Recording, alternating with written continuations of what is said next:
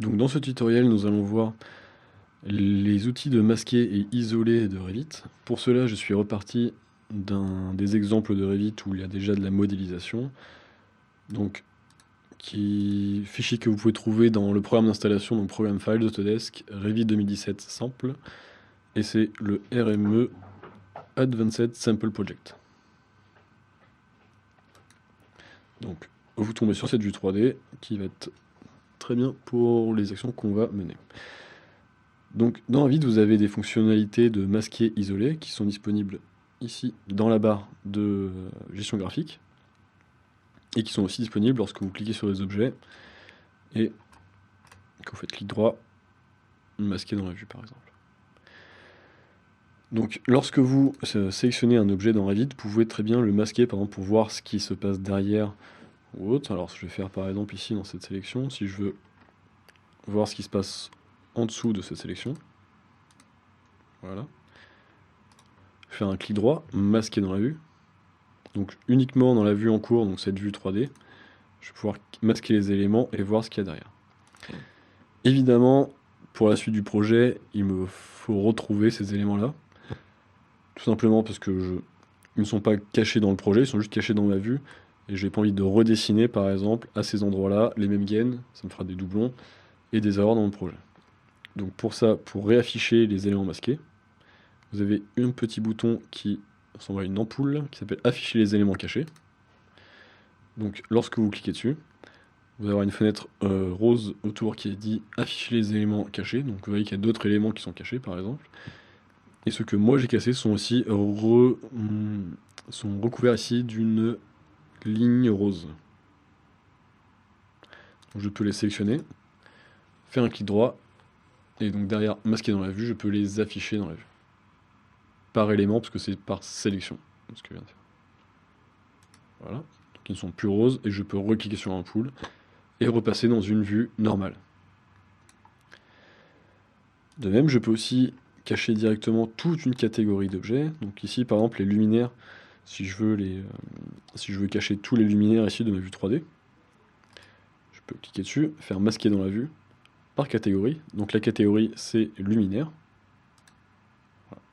Immédiatement, tout ce qui est luminaire sera caché. Donc je peux bien sûr revenir en arrière, en cliquant sur l'ampoule, en cliquant sur un luminaire, et en l'affichant dans la vue par catégorie. Donc la catégorie luminaire va bien être réintégrée dans ma vue 3D. Donc je peux recliquer sur l'ampoule et repasser sur une vue normale. Hop.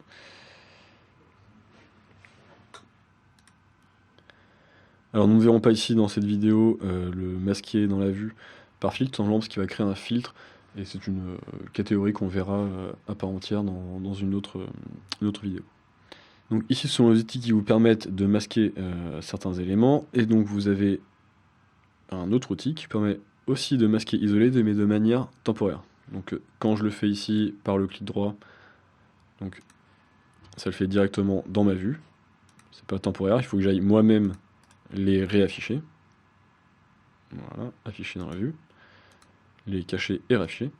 Mais j'ai aussi ici un masquer isolé qui vous permet, alors hop, après avoir fait une sélection, vous cliquez sur les petites lunettes et vous pouvez isoler la catégorie ou l'élément par exemple. Donc isoler la catégorie va me garder que la catégorie qui est sélectionnée, donc la catégorie gain. Donc je fais isoler la catégorie, je vais avoir une vue 3D avec seulement toutes mes gaines. Voilà. Je reviens en arrière. Donc si je clique pareil sur mes luminaires, hop, je vais faire la même chose, isoler la catégorie de luminaire. Alors vous voyez la différence par rapport à tout à l'heure. Je vais restaurer le masquage. Donc tout à l'heure on avait par exemple caché les luminaires. Donc je les sélectionne, masquer la catégorie de luminaire, donc je ne le vois plus. Par contre ce n'est pas définitif, c'est juste temporaire. Donc masquer, isoler temporairement des éléments. Tout simplement, si je restaure le masquage temporaire, je retrouve dans ma vue normale. Donc si vous voulez juste masquer quelques éléments pour avoir juste une visibilité un peu différente pendant juste une modélisation ou une vérification de certains éléments, il vaut mieux passer ici par la partie masquer isolée temporaire de Revit. Donc on a vu la partie masquée et bien sûr isolée qui est identique. Isoler catégorie. Et vous pouvez aussi ici appliquer masquage isolement à la vue, ça veut dire que ce qui est temporaire va devenir définitif.